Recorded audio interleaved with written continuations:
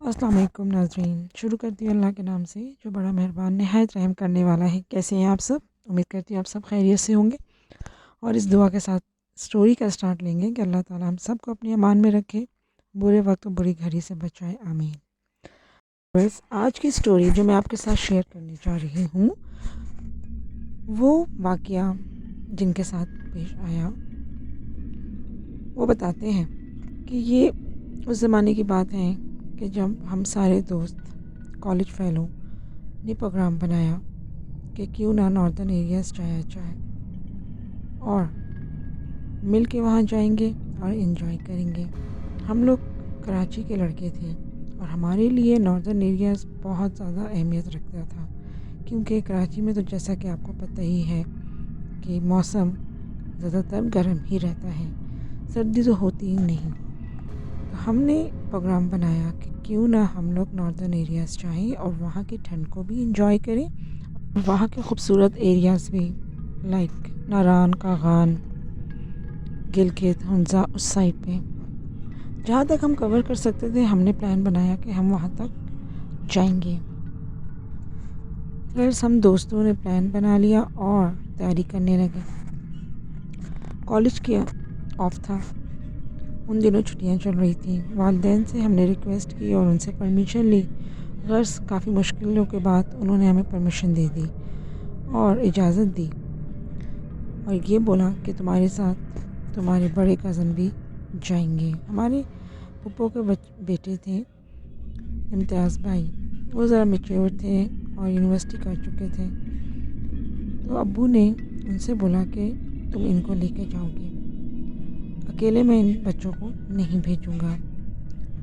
खैर हमें कोई एतराज़ नहीं था, हमारी इम्तियाज़ भाई से बहुत बनती थी। तो हम सारे कज़न्स जिसमें मेरे मामू के बच्चे भी थे और चचा के बच्चे भी थे, लाइक 4 लड़के हम थे, साथ ही पप्पो का बेटे इम्तियाज़ भाई और साथ मेरे 2-3 दोस्त वो भी। खैर हम 7-8 लड़कों का काफ़िला नॉर्दर्न एरियाज़ की तरफ चल पड़ा। पहुंच के हमने गाड़ी बुक कराई और हम नॉर्दर्न एरियाज़ की तरफ चल पड़े। उन एरियाज़ में पहुंचते पहुंचते तकरीबन हमें मगरिब हो चुका था। सब पहली दफ़ा इन इलाकों में आए थे तो हम बड़े एक्साइटेड भी थे और इन इलाकों के बारे में इतना जानते भी नहीं थे। खैर हम लोग होटल पहुंचे, खाना वगैरह खाया और अभी हम लोग रिलैक्स ही हो रहे थे कि चलो बाहर की तरफ निकलते हैं और थोड़ा सा बाहर को एक्सप्लोर करते हैं, वॉक भी करेंगे और नज़ारों को भी इंजॉय करेंगे कि एकदम लाइट्स बंद हो गई। होटल की लाइट्स बंद हो गई। हम हैरान हुए। हमने उनसे पूछा कि भाई ये आप लोगों ने जनरेटर्स क्यों बंद कर दिए हैं, क्या लाइट आ गई है? और अगर लाइट आ गई है तो लाइट्स तो ऑफ़ है, आप लाइट्स ऑन करें।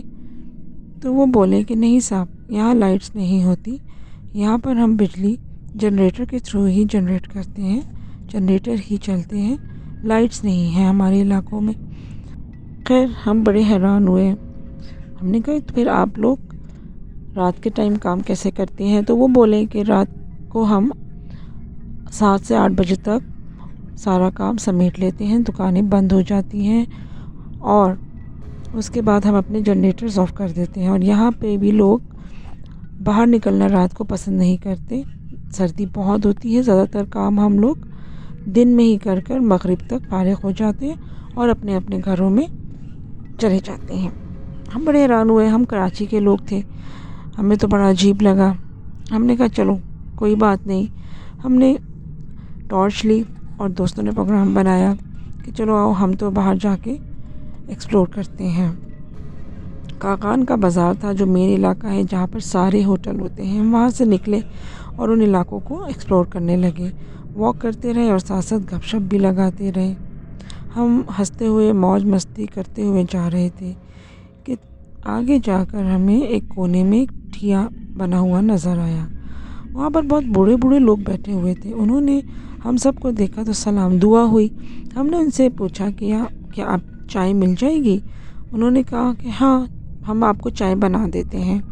खैर चाय बनाई गई और हम चाय पीने बैठ गए। ہم خیر بڑے خوش قسمت تھے اور حیران بھی ہوئے کہ یہ لوگ ہمیں کہاں سے مل گئے، جبکہ ہوٹل والے نے تو بولا تھا کہ یہ سب لوگ شاپس وغیرہ بند کر کے چلے جاتے ہیں۔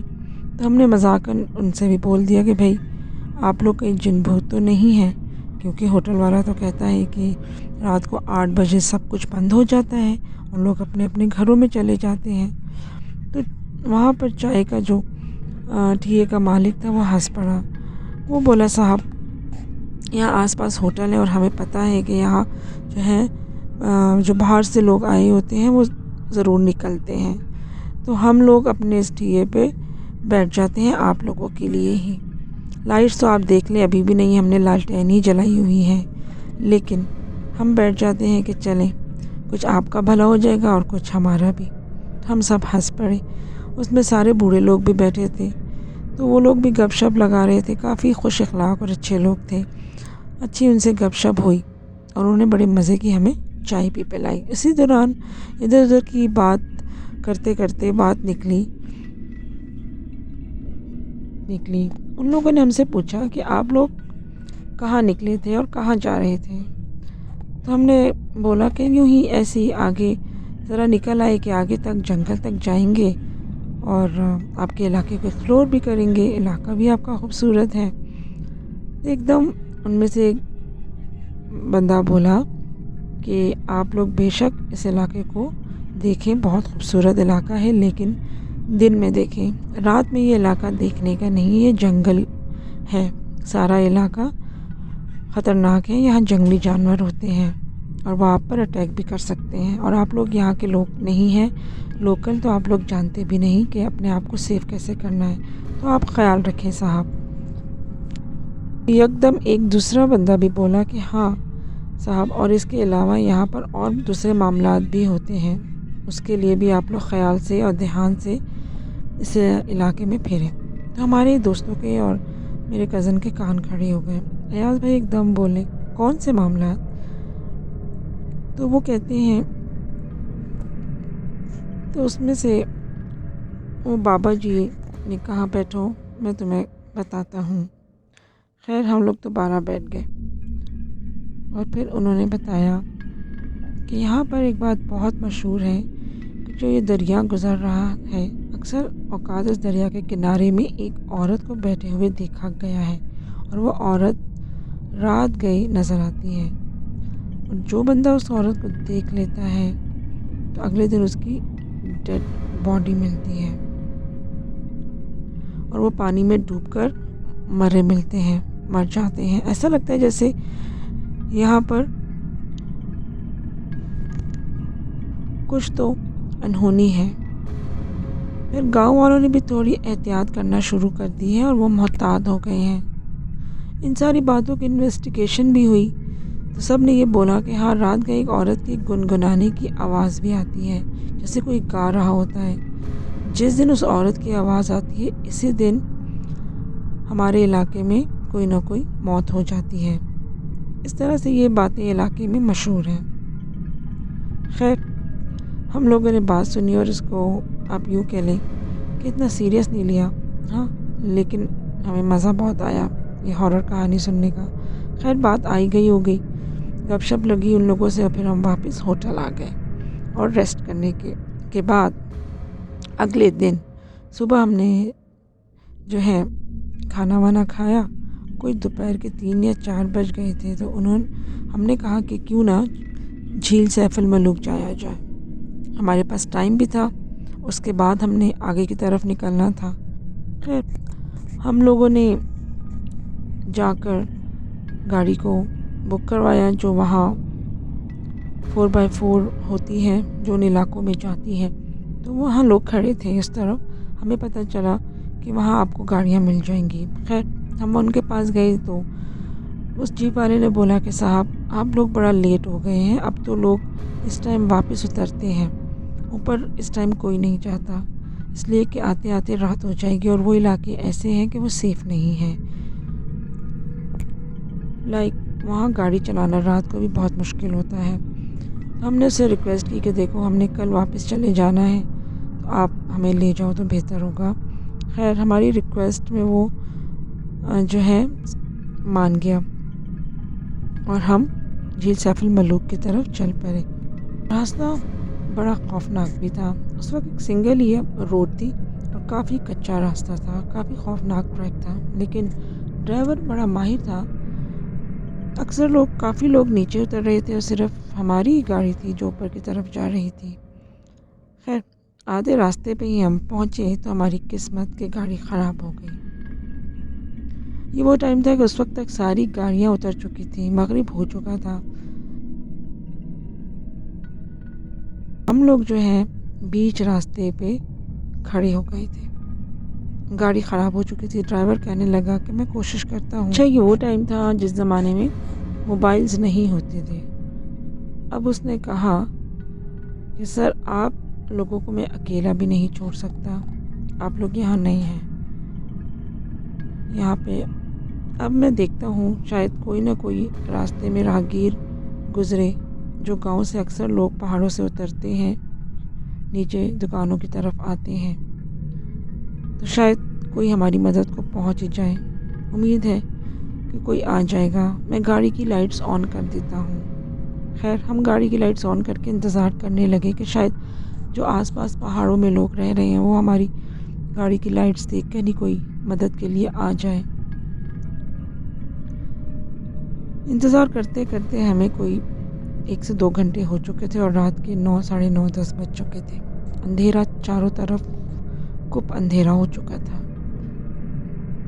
ہم گاڑی میں دبک کے بیٹھے ہوئے تھے اور دعا مانگ رہے تھے کہ یا اللہ کوئی مدد آ جائے، کوئی ہمیں دیکھ لے اور ہماری مدد کے لیے آ جائے۔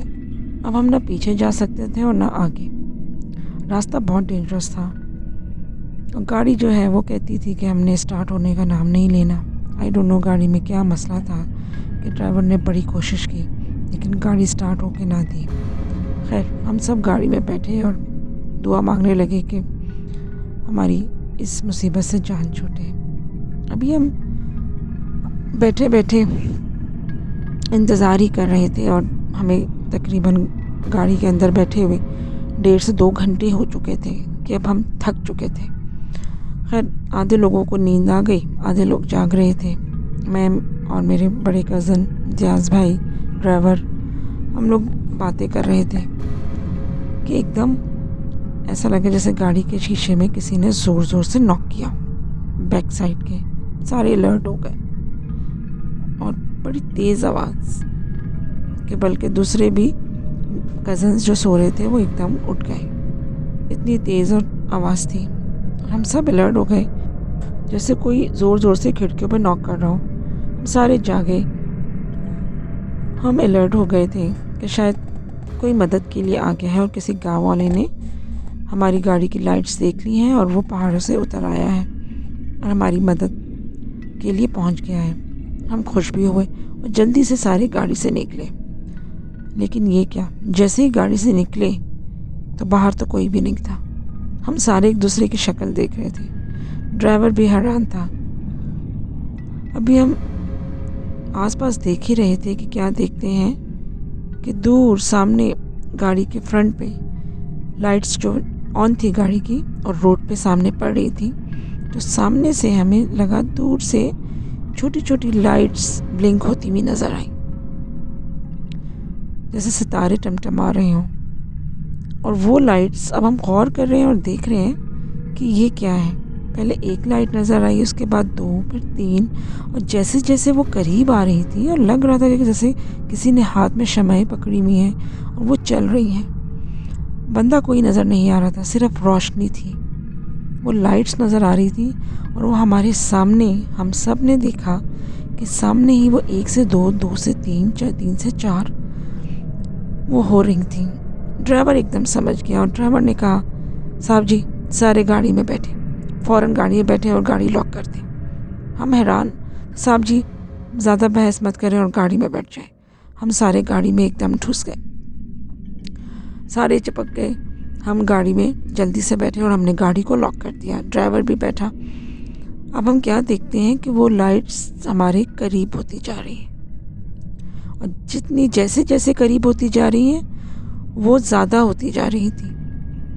10, 20, 30 یعنی وہ پلس ہوتی جا رہی تھی، جیسے بہت ساری لائٹس ہیں اور ہمیں کوئی انسان وہاں نظر نہیں آ رہا تھا، لیکن ایسا لگ رہا جیسے وہ شمعیں کنہوں نے کسی نے ہاتھوں میں پکڑی ہوئی ہیں، لیکن وہ انسان کوئی بندہ نظر نہیں آ رہا تھا۔ ہمارے رنگ فک اور ہم آنکھیں پھاڑے سامنے دیکھ رہے ہیں کہ ڈرائیور ایک دم بولا کہ آپ قرآنی آیات پڑھنا شروع کر دیں۔ ہم سب نے تیز تیز جو ہے آیت الکرسی پڑھنا اور جس کو جو آیاتیں یاد تھی وہ پڑھنا شروع کر دی، اور آپ یہ سن کے حیران ہوں گے کہ وہ لائٹس ہمارے گاڑی کے قریب آئی اور ہمیں کراس کر گئی۔ ہم پھٹی آنکھوں سے یہ سب دیکھ رہے تھے، ہمارے تو دماغ سن ہو چکے تھے اور معاف تھے ہمارے جسم کہ یہ سب کیا ہے۔ ہم نے اپنی لائف میں یہ فرسٹ ٹائم اس طرح کا ایکسپیرینس کیا تھا۔ ایسا لگ رہا تھا جیسے بہت ہی بڑا کوئی قافلہ آ رہا ہے۔ اس قافلے نے ہماری گاڑی کو کراس کیا اور اندھیرے میں وہ روشنیاں اتنی کلیئر تھیں کہ ہمیں کوئی بھی دھوکہ نہیں تھا کہ ہم یہ سمجھتے کہ شاید اس میں کوئی ہمارا وہم ہو، ایسا کچھ بھی نہیں تھا۔ وہ پراپر روشنیاں تھیں، جو ایسا قافلہ کہ جیسے بہت سے لوگ ہیں انہوں نے ہاتھوں میں لالٹینیں پکڑی ہوئی ہیں، لائک اتنی روشنی تھی، اور وہ ہمیں کراس کر گئی۔ اور ایک دم جب ہم نے پیچھے مڑ کے دیکھا تو پیچھے کچھ بھی نہیں تھا، وہ ایک دم غائب ہو گئی۔ ہم نے دعائیں پڑھنا شروع کی اور اللہ تعالیٰ سے دعا کی کہ یا اللہ ہماری مدد کر، اس کو خیر خیریت سے صبح ہو جائے۔ اب ہم صبح کا انتظار کر سکتے تھے۔ ہم رات بھر جاگتے رہے، کبھی سو رہے ہیں کبھی جاگ رہے ہیں۔ خیر ٹینشن اتنی تھی کہ کچھ سمجھ نہیں آ رہی تھی، اور گاڑی کی لائٹس ہم نے آن کر رکھی تھی کہ ایک دم پھر ہمیں ایسا فیل ہوا کہ جیسے کچھ ہے آس پاس، اور بہت سے ایسے لوگ ہیں جو ہمیں دیکھ رہے ہیں، اور سنسناہٹ کی آوازیں آنا شروع ہوئی۔ ہم حالانکہ گاڑی کے اندر تھے، پیک تھے، لیکن باہر سے ہمیں یہ محسوس ہوا جیسے باہر بہت سے لوگ ہیں۔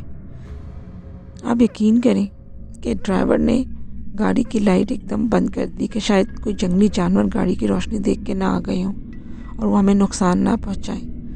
جیسے ہی ہم نے گاڑی کی لائٹس بند کی تو آپ یقین کریں کہ سامنے ہمیں ایسا نظر جیسے بہت ساری آنکھیں چمکتی ہوئی نظر آئیں، بالکل جیسے کنچی آنکھیں بہت ساری وہ ہمیں چمکتی ہوئی نظر آئیں۔ جیسے ہم گاڑی کی لائٹس آن کریں تو وہ آنکھیں غائب ہو جائیں، اور جب گاڑی کی لائٹس آف کریں تو وہ آنکھیں ظاہر ہو جائیں۔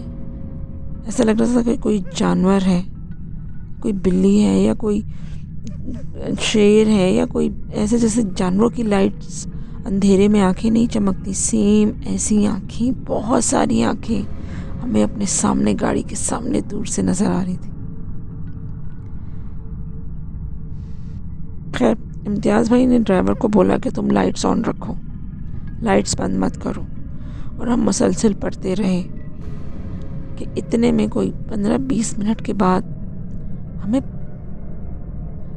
ایک بزرگ آتے ہوئے نظر آئے، پہاڑوں سے بزرگ اترتے ہوئے نظر آئے، اور وہ آتے آتے ہماری گاڑی تک پہنچے۔ ہم بہت ڈرے ہوئے تھے۔ خیر ڈرائیور بھی بہت گھبرایا ہوا تھا، لیکن تھا وہ اسی علاقے کا تو اس کے اعصاب مضبوط تھے، اور امتیاز بھائی نے بھی اپنے اعصاب مضبوط رکھے ہوئے تھے۔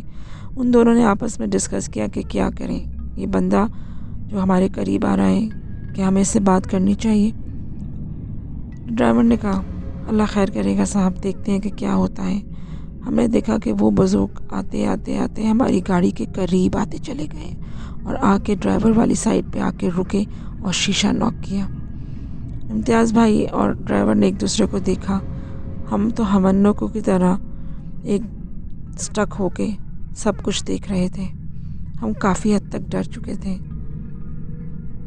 خیر امتیاز بھائی نے کہا اللہ کا نام لیں اور کھولیں۔ بندہ وہ ایک نارمل انسان ہی لگ رہا تھا۔ خیر شیشہ جب کھول کے اس سے بات کی گئی، ڈرائیور نے اس سے بات کی تو ڈرائیور نے جب بتایا کہ ہماری گاڑی خراب ہے اور ہمیں مدد کی ضرورت ہے، تو وہ بزرگ بولے کہ ہاں، ہم نے پہاڑوں سے دیکھ لیا تھا، ہم آپ کی مدد کے لیے آئے ہیں، آپ فکر مت کریں، آپ انتظار کریں، میں نیچے شہر کی طرف جاتا ہوں اور آپ کے لیے مدد لاتا ہوں۔ خیر ہم تو غور سے اس کی شکل ہی دیکھ رہے تھے، وہ ایک نارمل بزرگ آدمی تھے، نورانی سا چہرہ تھا۔ خیر تھوڑی تسلی ہوئی، اس سے بات ہوئی ڈرائیور کی، اور پھر وہ بزرگ چلے گئے۔ اور آپ یقین کریں کوئی 1 گھنٹے کے اندر اندر ہماری مدد آ گئی۔ 4x4 میں 3-4 لوگ آئے اور ہماری گاڑی کو ٹو کر کے شہر کی طرف لے گئے۔ ہم نیچے پہنچتے پہنچتے صبح ہو ہی چکی تھی۔ ہم نے شکرانے کے نفل پڑھے کہ اللہ تعالیٰ نے ہمیں بچا لیا، اس سے بڑی مصیبت میں بھی ہم پھنس سکتے تھے۔ خیر اللہ کا شکر ادا کیا، اور پھر اپنے ایڈونچر کا پھر آغاز کیا۔ پھر ہم نے ہنزا اور گلگت کو بھی کور کیا، مزہ بہت آیا، لیکن اس واقعے کو آج بھی ہم یاد کرتے ہیں تو ہمارے رونگٹے ضرور کھڑے ہو جاتے ہیں۔ تو ویورز یقیناً آپ کو یہ ہارر اسٹوری اچھی لگی ہوگی۔ انشاءاللہ اگلی اسٹوری کے ساتھ حاضر ہوں گی۔ اس وقت تک کے لیے scary story وذ semi Khan channel میں مجھے اجازت دیجیے۔ انشاءاللہ ایک نئی اسٹوری کے ساتھ حاضر ہوں گی۔ اس وقت تک کے لیے اجازت دیجیے۔ اللہ حافظ۔